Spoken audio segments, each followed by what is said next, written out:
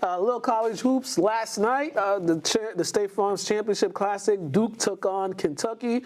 Really, really entertaining basketball game. Came down to the wire, and I mean, Cooper Flag got the experience of college basketball and what it's like when the defense is focusing on you down the stretch, because they forced 2 turnovers on him down the stretch. But as you said, they had him doing the most on those 2 possessions. Yeah, man. Me and Mook, he was at home, I was home. I had to text him, like, we was watching the game, and I know why Shire did it. You're killing. You can do a little bit of everything.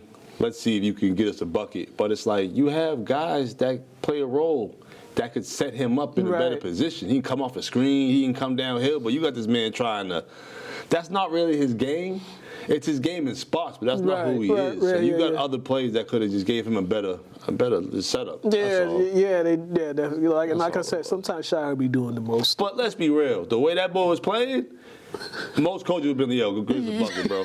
Go get us a bucket. Especially after I think he had the 3, then he had another bucket to tie the game. I was sitting there looking at him like, man, this white boy nice. I was sitting there. Then you got Con Knipple. The double K. Yeah, you know what I mean? I hope his middle name don't start with a K. There ain't no pros with him, just Con. You play that boy. Yeah. That boy nice. Yeah. Like they both good, but I was trying to think of a nickname for Bill and Ted out there. Wayne's World. Gotta think of a name for that dynamic duo. Yeah, but Kentucky, on the other hand, they got a whole lot of experience with this new team. They got one of the players. I think he played in the Final Four last year. Yeah, a bunch of grown men on that team. Yeah, they got a bunch of experience. That's what it is. They had experience. And they was down. I think they were down double digits early on, but they just kept chipping away.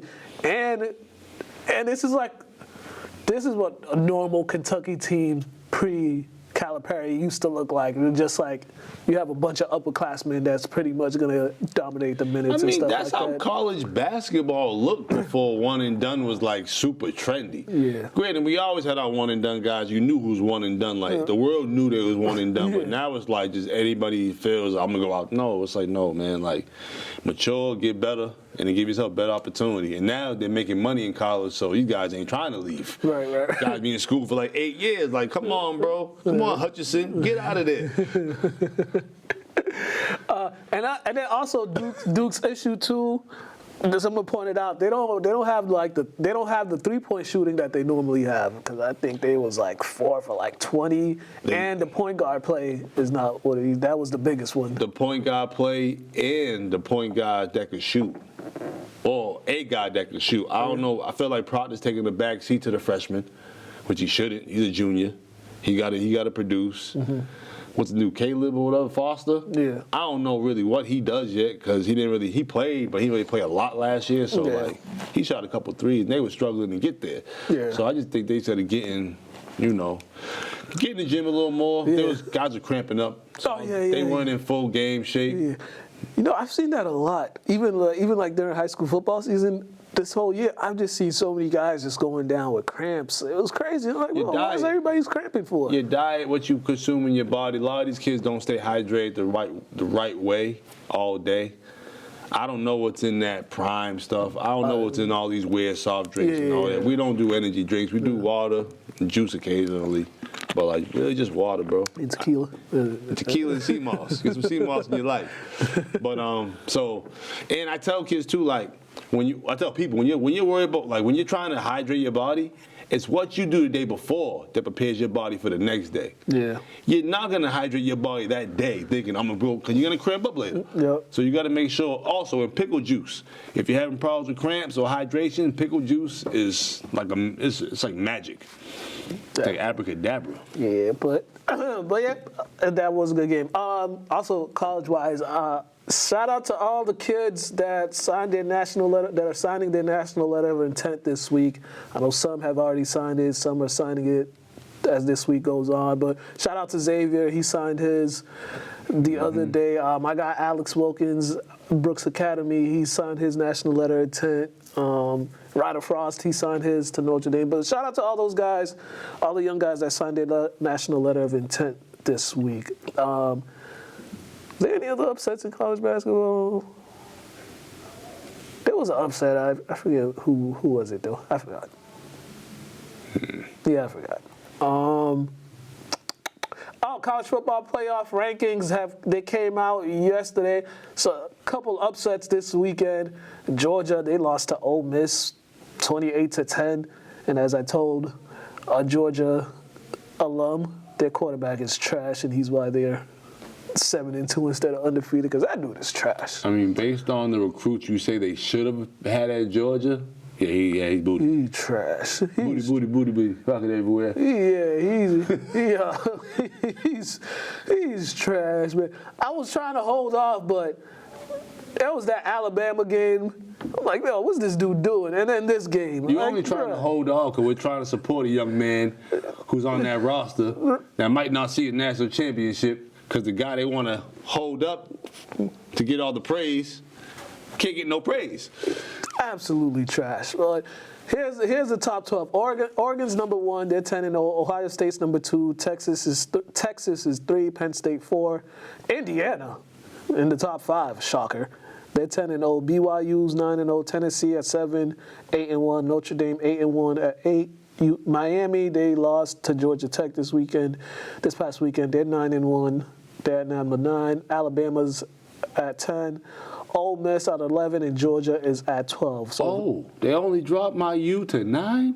I thought they were going to be the 13 the way they be trying to squeeze SEC teams in the playoffs. Well, in the AP Top 25, they're 12. Look at that. Not surprised. Yeah, but these are the top 12 right now. So playoffs is the top 12 teams that will get in. But another quarterback that's trash, LSU's quarterback. Absolutely trash. That dude is. I don't know much about him. Oh, you don't want to know much about him. I think his name is Nussmeier or something like that. He is trash. Like, I'm like, yo, the state of Louisiana with all the athletes they got, and this dude's your quarterback. Come on, man. Come on. That's why they ain't gonna be sniffing the playoffs. NBA in-season tournament started yesterday. Damn, them games was crazy last night. First of all, I didn't even know. I didn't even know. Like, I thought the in-season tournament, the NBA Cup was a little, like, later. And they had, commercials and advertisements for it. I didn't even see it on Instagram about it. Yeah, I didn't see what? I didn't see commercials this year about it and nothing. But I do they need to keep the courts, though. I like the courts. I like the courts. I like it. I just like to, we get so accustomed to seeing the same courts for lifetimes that when they switch it up, it's dope, and we want them to keep it. But we get it; they can't keep it the whole season. Mm-hmm. But you could do it a few times a month, or in the finals. Yeah, or something or for the playoffs. Because the finals, they might do something different. I think they got to bring back the O'Brien Trophy in the middle of the court for the finals. That's how I know it's NBA Finals. I don't want to see no regular game. It just look. I don't like how it looks. That's what everybody on Twitter be complaining about. It's like the NBA is doing all this, but they don't want to put the trophy in the center for the finals. And that means you guys have to put NBA Finals on the other ends of the court, because when you see a big ass trophy, you know it's the finals. Right. But the Warriors, they beat the Mavericks, 120-117. Crazy game, wild ending. Steph put him to sleep. It was kind of karma for Derek Lively, because he was one of those that was clowning Gobert after Luka hit that shot in his face in the playoffs. That big shot, that big 3 in the playoffs. So Lively was on Twitter that's trying to clown old Gobert, and then this happens to him. It's kind of like, man. But everybody knew he was going to hit that shot once that switch happened, because it was like, there's no reason. We all know what's coming. But it's kind of hard to clown a 3-time defensive champ, even though we're not huge fans of Gobert. You ain't been around the block long enough to be clowning people at all. Right. And it's like, is he ever going to start? He was supposed to start this year. I know, and I'm wondering, he's still coming off the bench? Yeah. Granted, I think he's put on a little bit more weight, because I noticed when he's down low and they're boxing or they're pushing him from behind in his legs, he's so tall he can't really get low enough to move him, so he gets pushed under the rim. I noticed that a few times. Yeah. Also, Eric Spoelstra pulled forgot he had no timeouts. Oh yeah. Yeah, I was like, do it in front of Jalen Rose too. I seen the way the play happened. He was just so fed up. Yeah, that was just so frustration. fed up. Like, man, give me that. Oh, I ain't got no timeouts. How come nobody told me? Yeah, Like, that was that frustration because that's not supposed to happen. bro, he walked on the court like he was confident that they had one. He was at the free throw line calling timeout. Like that man was all up on that court. They had to tee him up anyways. Yeah. Like, you was on the court, brother. Like, he was out there about to play. Yeah. I don't blame him because that was just.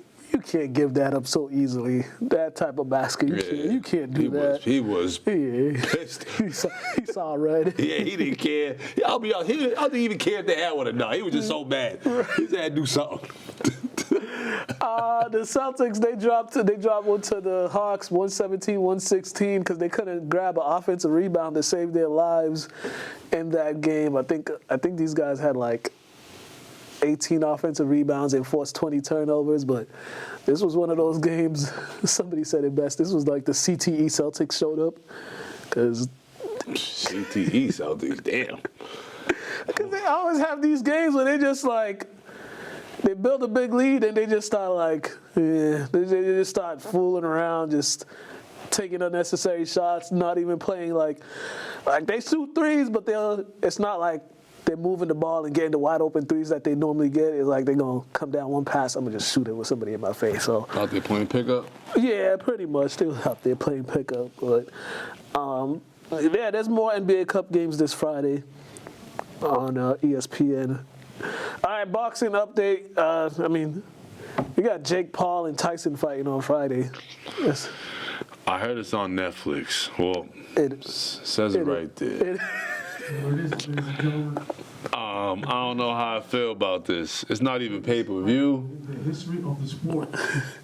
I'm probably not gonna watch it unless I'm around somebody that wants to put it on. But if he gets the brakes beat off him, I'll watch it. I'll watch the rerun.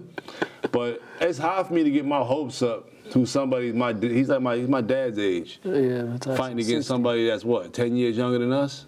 Yeah. You get what I'm saying? It's like. Take a look at the tail of the tape. All right, so Mike Tyson is 20 years older than me. 20 years flat. You know what I'm saying? So it's like, come on, man. Like, Yeah. I'm 11 years old and Jake Paul. It's like you're not that far in weight. You've been training, you've been fighting. Granted, Mike's Mike, and I'm hoping he loses it and go into Mike mode, so you can learn to stop playing with people. But when somebody's paying you to be on their card, it's kind of like, how can you beat them? He's coming off he's gonna come off 24 mil. That's my point. Somebody's paying you to fight them. It's like, how do you like? There you go, man. As I told Joey, I blame you social media kids for making This is the reason why all this is going Jake Paul on. a thing, because Bro, let's be real. Real athletes don't care to watch none of this. no. Let's just be real. No, like we'll watch celebrity fights if it's two celebrities that got no business being out there fighting. That's entertainment. Like when him and Roy Jones fought. Yeah, they're two experienced fighters and even Roy Jones was like, whoa, that's different. So it's like, I just see Mike just looking at the bread. Some people are like, whoa, that's his legacy and all that. You think Mike cares about legacy? Yeah, Mike almost died a couple times. Like, I don't think he really cares that much when it comes to the bread. Yeah. So I'm hoping they fight a real fight. What you think about this, Pedro? But Well, I tell you, again, this is going to be the biggest fight in the history of the sport, because it's going to be live streamed on Netflix. You also have on the undercard. biggest fight though, history? Nah. Amanda Serrano's going to fight, I believe, I forgot the name, Katie Taylor. We don't even know who they are. ain't the biggest ever. Amanda Serrano was actually promoted by Jake Paul, Puerto Rico. And it's going to be great, man, this Friday. All right. I'm glad you're excited, Pedro. Well, actually, you know what? Here's another one, too. Take a look. the return of the man. John Jones. Oh yeah. Is he clean? As a heavyweight, he's gonna fight this Saturday. Is he clean? Yeah. He passed his drug test. Ready to go. All right. This Saturday, ladies and gentlemen. Because there's always something with John Jones. Great fighter, but there's always something with him. True. Again, he's gonna fight Stipe. Let's put a name. I'm sorry. Miocic. And yes, as a heavyweight for the first time. All right. Should be for the fighters. They're gonna definitely enjoy that one. UFC 309. I'll probably watch that though. It'll be more entertaining. It has to be. Duh.